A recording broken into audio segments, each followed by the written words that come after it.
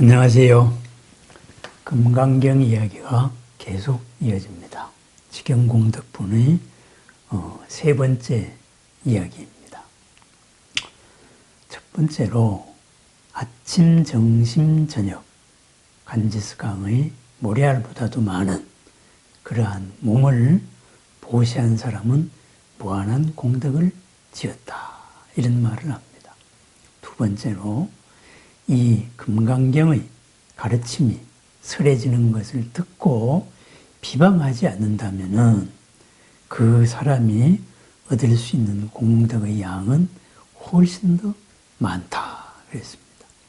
진리를 보고 진리를 듣고 비방만 하지 않는 사람, 비방만이라도 하지 않는 마음가짐의 소유자, 열린 마음의 소유자라면은 그 공덕이 몸으로 이루는 보시보다 더 크다, 공덕보다 더 크다 그랬습니다. 그런데 거기에 비해서 바로 이어서 말씀하십니다. 그 금강경의 가르침, 그죠? 하물며 그 법문을 쓰고 베끼고 받아들이고 그래서 지니고 마음에 새기고 독송, 읽고 외우고 그리고 숙달해서 다른 사람에게 상세하게 설명하는 사람의 얻는 공덕은 말해 무엇하겠습니까? 이렇게 말합니다. 더 크다 이거죠. 그러면은 이 공덕이 금강경을 그죠?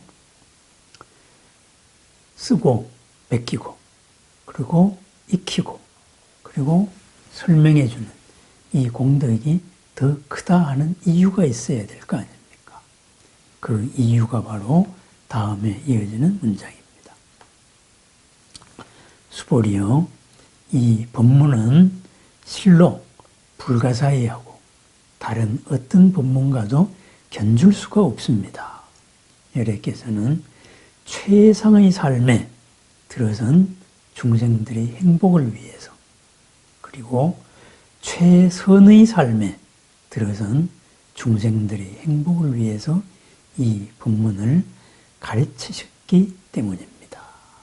이렇게 말합니다. 이것이 공덕이 큰 이유입니다. 바꾸어 말하면 무슨 말이겠어요?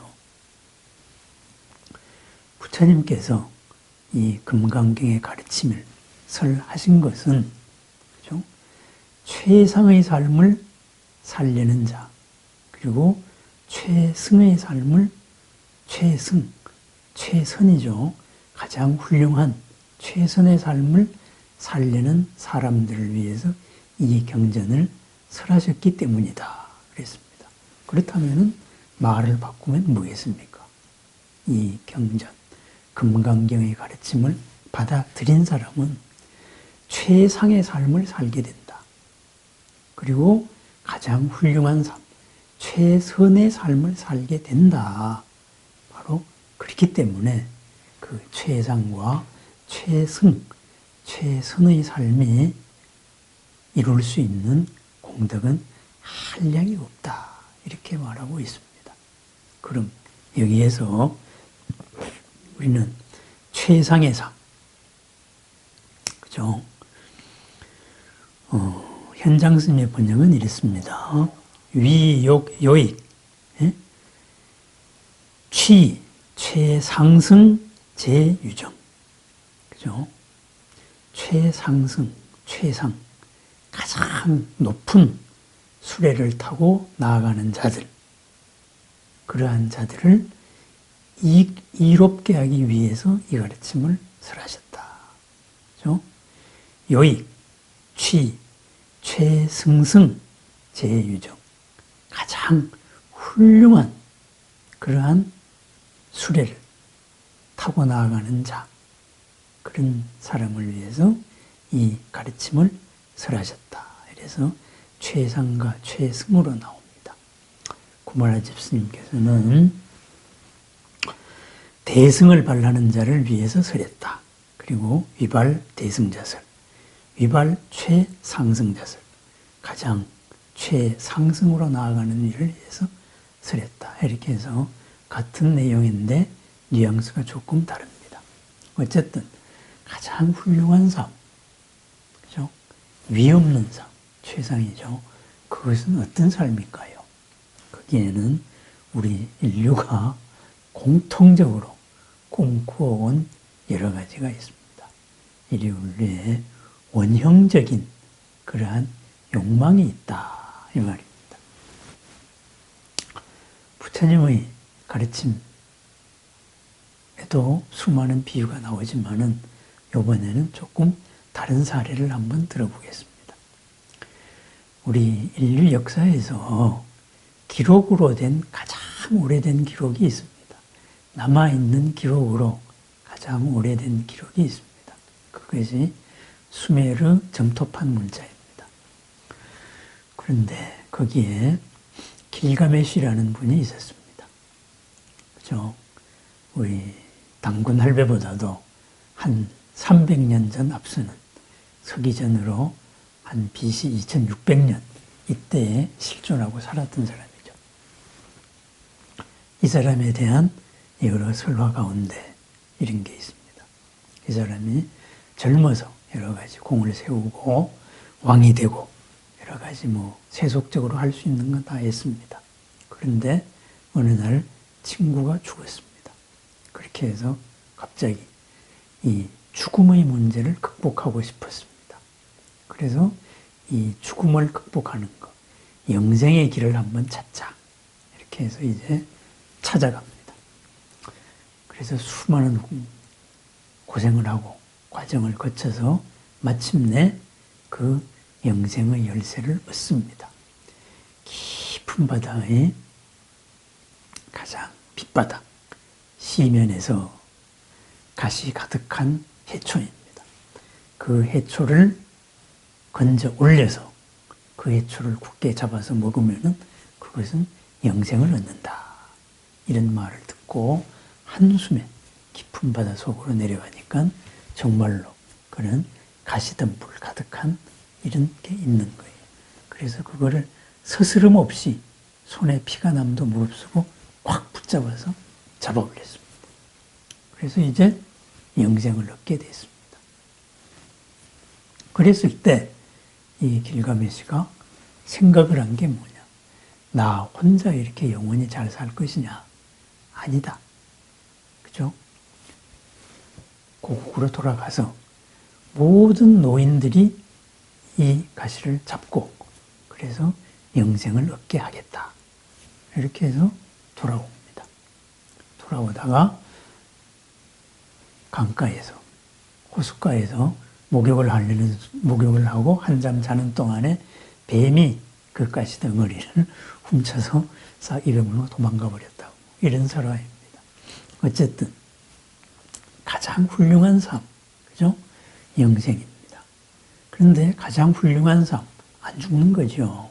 언제나 젊은이로 사는 거죠. 그죠? 길가메시 신화에서의 영생이라는 것은 언제나 노인이 젊은이로 사는 겁니다. 영원한 젊은 사람, 이것이 영생이죠.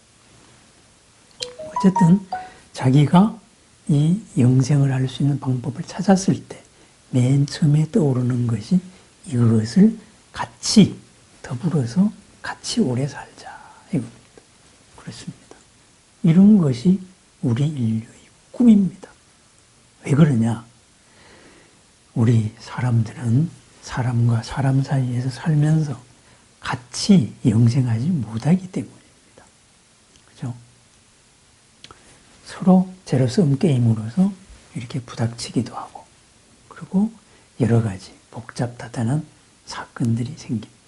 하지만은 궁극적인 목표는 우리가 같이 살아야 되는 겁니다. 왜? 우리는 사람으로 사니까. 자연 속에서 사람으로 삽니다. 사람 공동체로서 이 생명 공동체로서 더불어 같이 살자. 이것이 가장 훌륭한 삶이다 하는 것이 그때 기록으로 남은 BC 2600년이니까 지금으로 따지면 어떻게 되겠습니까? 아닙니까? 거의 한 5천 년 전 얘기죠. 그때도 그렇게 생각하고 있었다 이거죠. 그렇습니다. 그럼 어떻게 되겠습니까? 말을 바꾸어 말하자면 진리가 발견된다면은, 그죠? 영생을 살 수 있는 불사의 가르침이 세상에 드러난다면은 이 불사의 가르침을 나 혼자서 체득할 것이냐? 그럴 수는 없습니다. 이 불사의 가르침으로서 온 세상에 전해서 모든 사람들이 더불어 같이 살자. 그죠? 영원한 젊은이로서 영원히 행복하고 즐겁고 보람되고 신나고 그리고 생명 활동이 활발한 이러한 날마다 좋은 날을 영원히 더불어 살자. 이것이 바로 깨달음을 추구하고 불사의 가르침을 추구하는 목적입니다. 그것을 금강경에서는 최상의 삶, 그죠?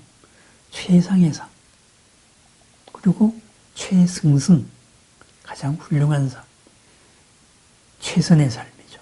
그렇게 표현했습니다.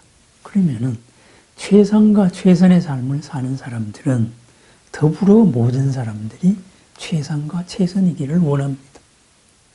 각자가 가진 모든 가능성의 꽃이 피어나기를 원합니다. 그러면 더불어 피워내는 가능성의 개발, 자아실현, 이것을 통해서 세상은 점점 더 밝아집니다. 바꾸어 말하면 뭐겠습니까? 공덕의 양이 무한대를 향해 가는 겁니다. 방 안에 한 불이 켜졌습니다. 요만큼 밝습니다. 또 한 불이 켜졌습니다. 이만큼 2배로 밝습니다. 세 번째 불이 켜졌습니다. 3배로 밝습니다. 100,000등이 켜졌습니다. 100,000배로 밝습니다. 결국은 뭐냐? 하나의 등불이 켜짐으로써 100,000개의 그러한 등불이 다 켜졌습니다. 이 세상의 밝음이 100,000배로 늘었습니다. 서로가 서로를 위하는 공덕이 100,000배로 증폭이 된 것입니다. 그래서 이 금강경의 가르침을 받아들인 사람, 그것으로서 살아가는 사람, 그죠? 받아들여서 이것을 익히고 쓰고 베끼는 거죠. 그 다음에 수지, 나의 가슴으로, 삶으로 받아들여서 받드는 거죠. 그리고 지, 그것으로서 살아나갑니다. 독성, 이것을 끊임없이 반복을 해서 말로서 확인을 합니다. 그래서 딴 사람에게 설명을 해줍니다. 구경통리, 급, 광의, 타, 선설. 마침내는 그 이치를 다 통달을 하고 널리 다른 사람을 위해서 설해줍니다. 더불어 같이 가야 되기 때문입니다. 이것이 대승입니다. 왜? 우리는 사람과 사람이 같이 살고 있기 때문입니다. 우리는 늑대하고 사는 게 아닙니다. 코끼리하고 사는 것도 아니고 바다의 물고기하고 사는 것도 아닙니다. 사람과 사람으로서 삽니다. 그래서 함께 살아야 된다. 그랬습니다. 그래서 부처님께서 도를 얻으시고 부처님으로서 완성이 된 다음에 그래서 최초의 5 제자들, 5비구들과 그리고 촌놈을 아껴가면서 5비구들에게 부처님의 가르침을 전했습니다. 그랬을 때 그 5명의 비구들, 순간순간이 아까워서 몇 사람은 이야기를 듣고 몇 사람은 탁발을 나가고 탁발을 해서 온 것을 또 같이 나누어 먹으면서 그러면서 마침내 꼰단녀가 최초로 깨달았습니다. 아, 꼰단녀가 깨달았다. 그죠? 나머지가 다 깨달은 거죠. 그런 다음에 부처님의 제자가 60명이 되었을 때 부처님께서는 이 법을, 이 가르침을 온 세상에 전하자 그랬습니다. 어디까지 전하느냐? 그것을 그 유명한 전도선언입니다. 도를 전한다. 법을 전한다. 정법선언입니다. 요즘에 뭐 전도라는 용어를 원래 우리 용어를 딴 데서 다른 종교에서 가져가서 자기들 용어로 쓰고, 그죠? 자기들은 전도고 뭐 자기들 아닌 그 집단에서는 포교다 뭐 이런 식으로 포교를 낮춰가지고 이런 식으로 어떤 이제 언어 장난을 치는데요. 전도라는 용어 자체가 바로 부처님 용어입니다. 전도, 자기들이 전도로 번역을 했던 거예요. 그래서 남의 개념을 혼란시키는 그런 것이 원래 딴 문화로 들어갈 때의 가장 이제 이루어지는 일들이죠. 이야기가 잠깐 옆으로 샜네요.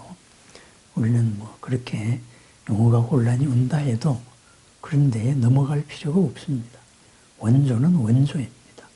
금강경에 누누이 나오는 장로수보리. 장로라는 말도 우리 용어입니다. 그죠? 어쨌든 뭐 약간 샜습니다. 이야기가 옆길로 샜는데요. 전도선언은 심플합니다. 이제 세상이 올가미를 벗어난, 그죠? 최상의 삶을 살아갈 수 있는 사람들입니다. 가장 위 없는 삶을 살아가고 최승, 가장 훌륭한 삶을 살아갈 수 있는 삶, 한계에 안 갇혀 있으니까 올가미를 벗어난 아라한이죠. 60명의 아라한이 있다. 이제 길을 떠나자. 왜 길을 떠나느냐? 모든 신들과 모든 인간들의 이익을 위하여 그리고 안락을 위하여 길을 떠나자. 그랬습니다. 그 사람들의 이익과 안락을 위하여서 처음도 중간도 끝도 훌륭한 길을 설하고 그리고 보여주자.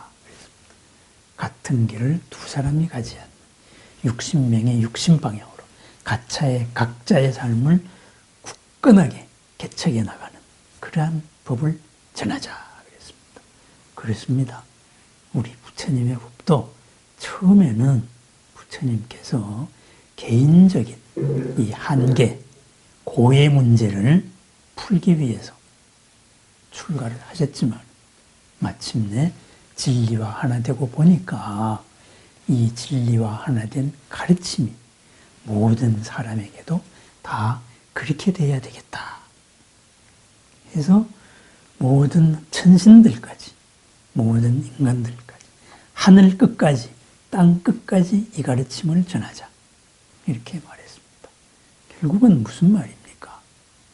불법이 존재해야 될 이유는 모든 천신들도, 그죠? 하늘의 신들도 지상의 인간들도 언제나 스스로를 해치지 않고 이루어야 되고, 그리고 스스로 평안하고 행복해야 되는 것이다. 이겁니다. 내가 도를 깨달았으니까 당신은 어떻게 하겠다. 이런 것이 불교의 목적이 아니다. 이겁니다. 그죠? 마음을 깨쳐가지고 내가 세상의 스승이 되겠다. 그거 불교의 목적이 아니에요. 불법의 궁극적인 목적은 이렇게 도를 얻어서 내가 고에서 풀려서 내가 세상에서 제일 이롭고 이익된 삶, 안락된 삶을 살겠다. 그것이 곧 모든 사람들의 이익과 안락의 삶을 살겠다. 더불어 같이 그렇게 살겠다. 그겁니다. 나의 오늘의 삶, 지금 당장 여기에서의 삶을 위하여서 그렇게 불법이 전해진 겁니다. 최상의 삶, 최승의 삶, 그죠? 으뜸되는 삶, 가장 훌륭한 삶은 그렇게 있는 그대로를 보고 여기서 있는 그대로 같이 이롭고 안락한 그러한 삶이다. 그것이 불교의 존재 목표입니다. 불법으로서 세상을 지배하자 이런 것이 아니기 때문에 부처님께서는 후계자 지명도 하지 않으셨습니다. 그죠? 각자가 출가자는 전문적으로 수행을 하고 재가자는 계단 한 계단씩 상승 위로 올라가는 수행을 하고 그렇게 살고 그렇게 해서 궁극으로는 그렇게 스스로를 해치지 않고 스스로를 불안하게 하지 않는, 불행하게 하지 않는 그러한 삶을 살자. 그러한 삶. 한 사람이 그렇게 살면 어떻게 되겠습니까? 공덕이 2배로 커집니다. 나와 2사람입니다. 2사람이 더 크면 점점 더 커지면, 그래서 바로 이 금강경의 법문을, 그죠? 기록하고 받들고 받아들이고 마음에 새겨서 독송하고 숙달해서 남에게 설해주는 사람의 공덕이 무한하다. 헤아릴 수 없다. 이렇게 말하는 겁니다. 이것은 절대로 과장법이 아닙니다. 온 세상을 밝힙니다. 잘못된 토대 위에서 건립된 모든 고를 일으킬 수 있는 질서를 새로운 질서로 스스로 깨우치게 만듭니다. 그렇게 해서 세상이 바로 부처님 나라로 바뀝니다. 그럼 어떻게 되겠습니까? 마침내는 불교라는 이름 자체도 필요 없는 것이죠. 불교의 궁극적인 목표는 부처님이라는 말도, 부처님의 가르침이라는 말도 필요 없는 세상입니다. 왜? 모든 사람이 부처님으로서 부처님 가르침대로 살기 때문입니다. 누구나 부처인 게 당연하고 누구나 부처님의 가르침대로 사는 것이 당연하기 때문에 그런 것을 강조할 필요가 없는 겁니다. 그게 기본 전제이기 때문입니다. 그것이 최상의 삶입니다. 그러니 그러한 삶을 하나하나 이루어서 공덕을 복리로, 그죠? 확대 재생산하는 이러한 삶이 얼마나, 이루는 공덕이 얼마나 크겠습니까? 그래서 그냥 단순한 과장법으로 생각해서는 안 됩니다. 우리는 열심히 살지 않습니다. 그런데 나의 수많은 몸으로서 열심히 사는 사람 분명히 공덕을 짓습니다. 조건 속에서의 공덕을 짓습니다. 하나를 주고 하나를 받고 감동을 주고 감동을 받습니다. 그리고 진리가 나타났을 때, 바른 진리가 나타났을 때 항상 그것을 수용하고 스스로를 바꿀 수 있는 그러한 열린 마음의 소유자, 경전을 비방하지 않는 사람이죠. 이런 사람의 공덕은 이런 조건의 한계를 뛰어넘었기 때문에 더 큽니다. 그런데 이렇게 금강경의 가르침과 하나 된 사람, 이런 사람의 공덕은 이 진리대로 살아가기 때문에 가장 위없는 최상의 삶을 살고 최승, 가장 훌륭한 최선의 삶을 살기 때문에 공덕의 한계가 없습니다. 무한합니다. 진짜 무한한 겁니다. 그래서 말에 못하겠습니까? 그 이유는 바로 스스로 최상과 최승으로 살고 남들을 최상과 최승으로 사는 공덕의 무한 증폭이기 때문입니다. 그렇다면 그 이유가 무엇이냐? 그것은 그 다음에 이어지는 이야기입니다. 예, 다음 시간에 다시 뵙겠습니다. 나날이 이어지는 이 금강경 살림, 금강경으로서 살림, 그죠? 최파이나산, 그죠? 나다, 그리고 우리다 하는 인상과 아상의 산을 깨뜨리고 정장 공덕, 공덕의 숲을 가꾸어 나가는 그러한 산림, 살림, 이 금강경의 살림으로 우리도 언제나 최상과 최선의 삶이 이루어지기를 바랍니다. 네, 원하는 바, 이웃이 원하는 바, 더불어서 언제나 행복하고 서로가 같이 이루어져 나가는, 서로가 서로의 의지처가 되는, 서로가 서로의 피난처가 되는 그러한 나날이 되기를 축원드립니다. 네, 감사합니다.